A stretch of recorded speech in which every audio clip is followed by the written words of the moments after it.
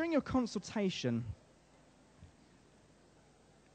and you're finding out what your client's having done today, if he's having a back or a chest wax, backs and chests are very, very prone to infection after waxing. So that's spotted. They're prone to a histamine reaction as well, but they are quite prone to getting folliculitis afterwards, a little bit of a bacterial infection into the follicles. So you want to be recommending that your clients buy some form of aftercare product to take with them, something antimicrobial. Again, a lot of the waxing companies will sell something, a tea tree product, for example, witch hazel, an aloe vera-based product with some antiseptic ingredients in. Don't send them down to Boots to get their products. That's sending money out of the door. Get them to buy it from you. And again, you don't need to do the hard sell. You don't need to go, you must buy this or I'm not waxing you. You just, when you've got them there and you're doing a consultation, what are we doing today? We're doing a chest wax. Okay, you need to take one of these and one of these away with you. If we know that the chest is likely to break out or the back is likely to break out, why wait for them to phone in a week's time to tell you that they've had problems, or turn up to their next appointment and say, oh, I've got ingrown hairs, I had some spots, when you can prevent that problem from happening in the first place? I just want to see, you'll see that I'm doing kind of like almost like a la-la-la kind of dance there. It just means that I can get a good rip on the strip. Good rip on the strip. There we go. I'm a poet and I didn't realise. Say that again, sorry. Yeah, a couple of clients have inquired about numbing sprays. I believe it's a lidocaine-based product that are in most numbing sprays. Now, we have an issue in this country around prescribing products. So I know that there are a couple of products out there at the moment, and I know there are a couple that some companies are trying to bring into the country, and there is a problem, I believe, with bringing these products in because of the whole notion of prescribing things. The problem with numbing sprays is that you have to leave them to work, and some clients use it like an Emla preparation. A lot of semi-permanent makeup artists use Emla, which is great for something like semi-permanent makeup, but if you're using that for a waxing client, you need to keep the skin moist with this product for at least 20 minutes beforehand. Might even be more than that. And it can interfere with the adhesion qualities of the wax. So my thoughts on it are, numbing sprays, great, fantastic, great retail opportunity. However, if you are a fast, efficient waxer and you're making it as comfortable as you can for your clients, you don't need a numbing spray because it's going to take extra time to apply the spray and it could interfere with your wax anyway. So if you just get used to just doing your wax as comfortably and as quickly as possible, and there is a fine line between speed and haste, but if you can get it as comfortable as possible, your clients won't need the numbing spray. I'm going to pop a little bit of oil on before I sit Craig up because that will get to work on dissolving any sticky wax residue that's left on the skin. And I said,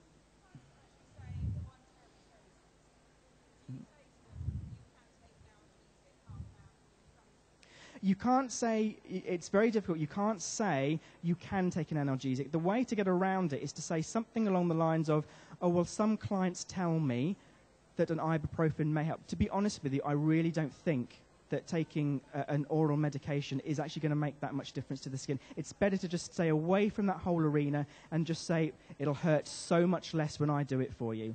Seriously. Okay, Mr. Craig Ridley, sir, could you sit yourself up and face away from me, please?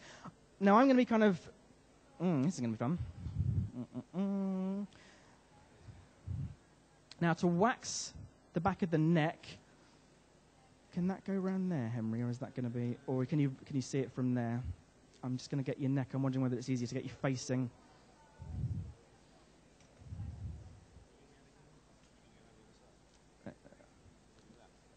yeah, I'll go around the other side. Okay, so again, I'm just going to put a little bit of oil on the neck here.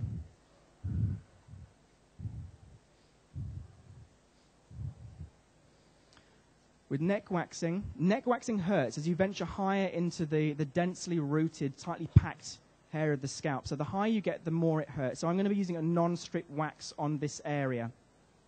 Non-strip waxes work the same principle as old hot waxes. They shrink wrap themselves around the hair to get a really good grip on the hair. The newer version of hot wax, non-strip waxes, hard waxes, film waxes, aren't hot. They're a lower temperature. You only have to apply them in one direction of hair growth only, so they're easier to use. They set up quicker. And most new non-strip waxes will contain elastomers or plasticides, which are rubberizing agents that keep the wax flexible. So you can apply this wax, talk about going the long way around, you can apply this wax, go away, make yourself a cup of tea if you want to, come back, and this strip will still be flexible when it's time to come off.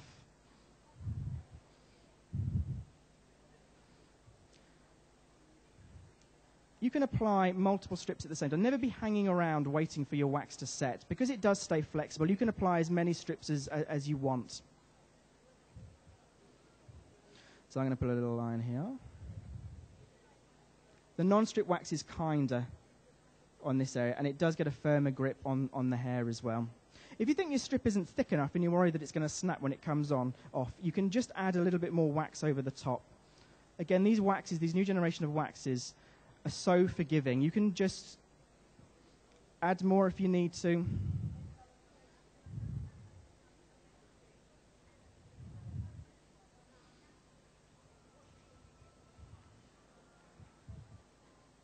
La-di-da. Okay, now because I haven't got nails and I'm wearing gloves, it's a little difficult to flick that first corner up. So test that your wax is set. If you can't get that first flick with your hand, use a clean spatula just to flick up the edge.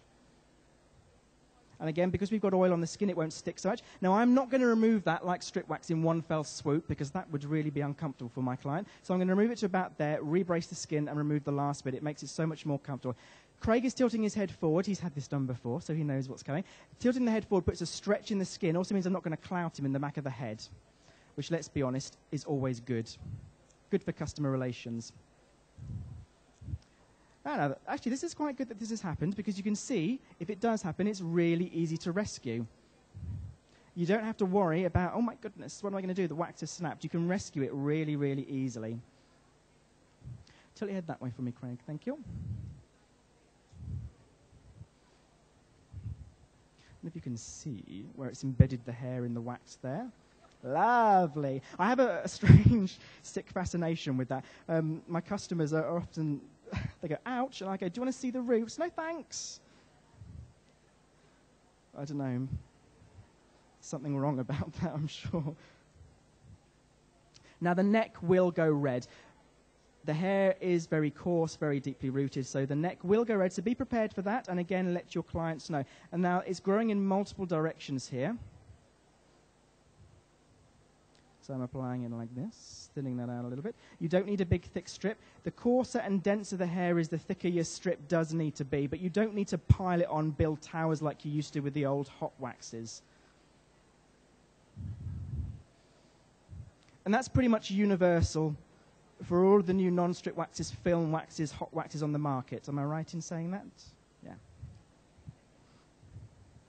So now this wax is going to... Now this is great for guys who want a really clean line on the neck.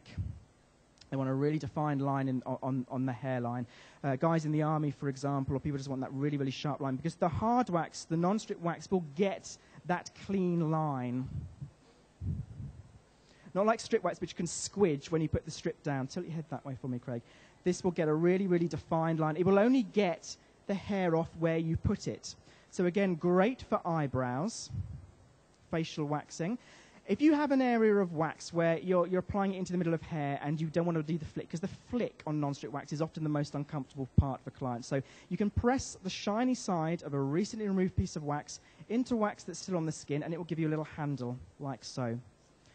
Really handy tip for if you're doing bikini lines or underarms where you don't want to kind of be flicking on some... You don't want to be flicking on a bikini line, whichever way you look at it. Do you ever say something and you hear yourself and then you think, actually, I really should have kept my mouth shut?